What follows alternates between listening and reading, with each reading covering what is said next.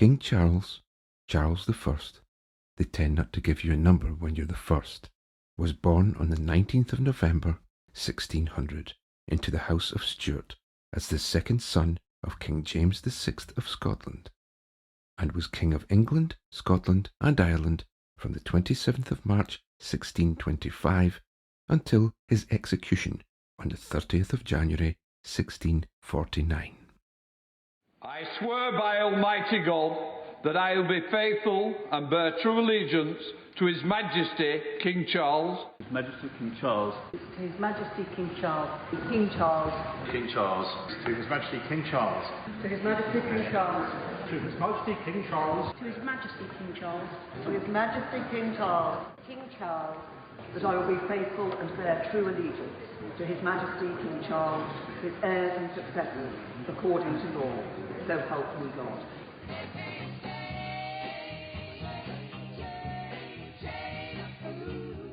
MPs in the Commons swearing allegiance to the new king. So why are the UK's most senior MPs and parliamentary dignitaries now swearing an oath to a king that died 373 years ago? These people are usually such sticklers for fastidious formality and precise titular protocol. Can they really be so incompetent or so willfully ignorant as to continue to parade this glaring mistake before the rest of the House and the eyes of the world? And if so, what do we pay them for? Everyone else seems to be getting it right. King Charles III. His Majesty King Charles III. Charles III.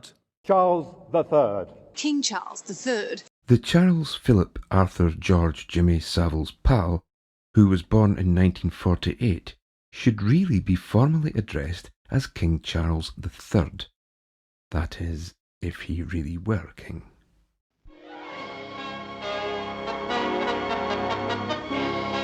At Buckingham Palace, which for 62 years has seen no royal birth, His Royal Highness the Baby is born behind these windows. Broadcasting the news that all have waited for is light program announcer Franklin Engelman. It has just been announced from Buckingham Palace that Her Royal Highness, the Princess Elizabeth, Duchess of Edinburgh, was safely delivered of a prince at 9:14 p.m. and that Her Royal Highness and her son are both doing well. A common law court has already confirmed that Queen Elizabeth II was never lawfully crowned queen at her coronation in 1953.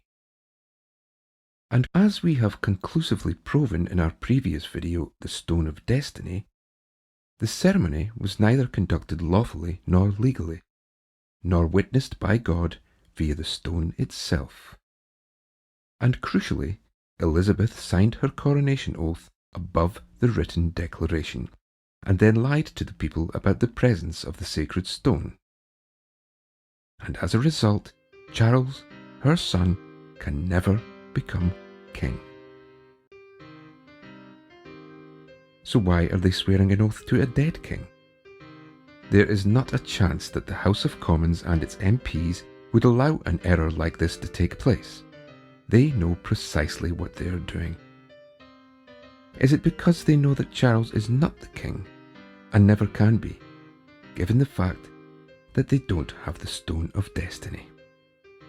And if so, does this mean that once again they are being observably complicit in crimes against we, the people? To His Majesty King Charles. To His Majesty King Charles. To His Majesty King Charles. To His Majesty King Charles. To His Majesty King Charles. King Charles. King Charles. King Charles. To His Majesty King Charles, his heirs and successors, according to law. So help me God.